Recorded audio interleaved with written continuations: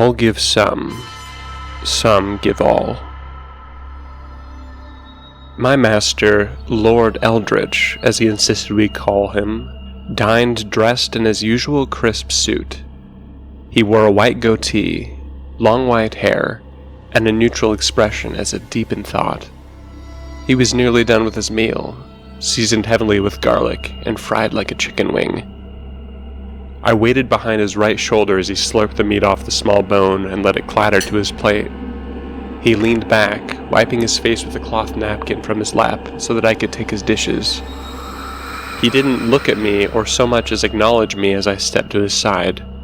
He never looked at any of us as we served him, but it was for the best. He only looked at us when we broke something, or couldn't complete our duties of cooking and serving of food. You could tell he was angry when he leveled his gaze at you. People were left in their cells for a day just for breaking a glass. The thought of having his eyes on me chilled my blood. I took the plates and glasses towards the kitchen door. A young man's head looked through the window of the kitchen doors. He was a gangly, red-headed teenager who just arrived yesterday, who didn't look at all at home in his white uniform. He opened the door, ready to take the dishes. I could nearly feel the cloud of anxiety around him as he stood with his hands outstretched. I started to hand him the dishware as his eyes shifted past me. He was looking over my shoulder, at Lord Eldritch's back, as if the man had eyes in the back of his head under his long white hair.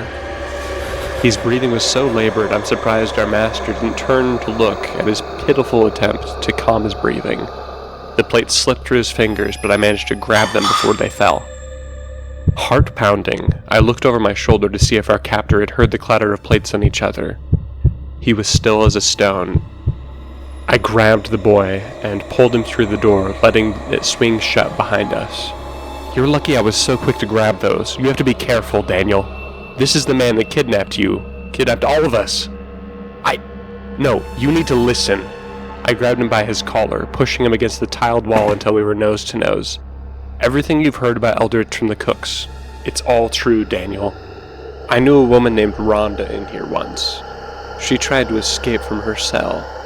She smashed the door into Eldritch's face as he locked her up for the night, broke his nose, and escaped as he recovered. She ran past my cell until I couldn't see her anymore. Just after that, I saw him chasing her with one of his goons. And you know what happened?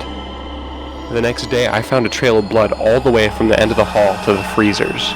We have to live by his rules, or not at all. He paled, and I released him.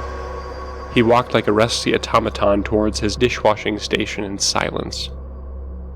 He forgot the plates next to me on the counter, so I dropped the finger bones into the garbage. I felt sorry for the kid. He was kidnapped just yesterday, and had lost 2 fingers this morning. Unlucky kid had been pushed to the front of the rotation. I'd had to be the one to cut off his pinkies to give to the cooks. As he slowly pares us down, Lord Eldritch watches, watching for us to make a mistake. Our mistakes grow as our digits diminish, and our fear grows. Fear is my shadow, but it keeps me alert. If I prove incompetent, I will likely have a stew named after me. One more meal for the Cannibal King.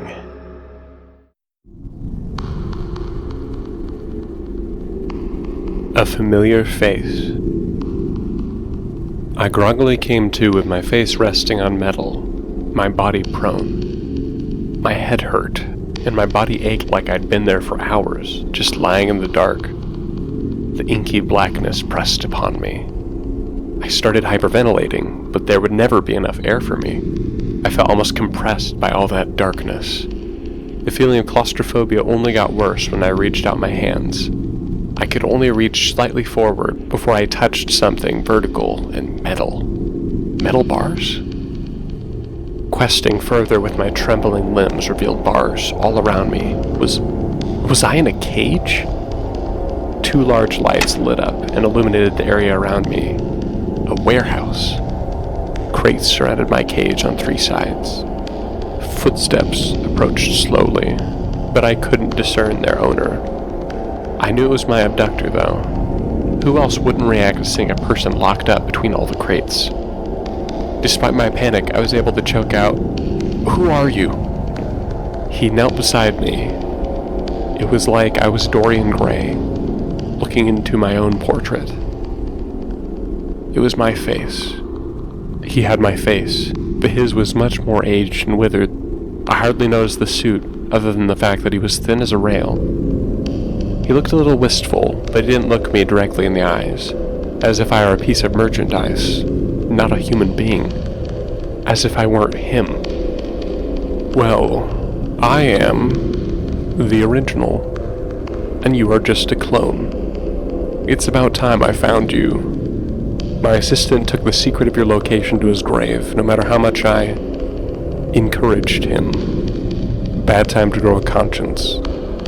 So, it's curious that I managed to find you so late in my life, so close to my grave." He chuckled softly, still looking at the floor. "You can't do this. Why kidnap me when you're about to die? What could you hope to gain? Nothing could make this right. His eyes finally met mine and I froze mid-sentence. He reached slowly through the bars and placed the tips of his fingers on my chest. "You have a good heart. Much better than mine."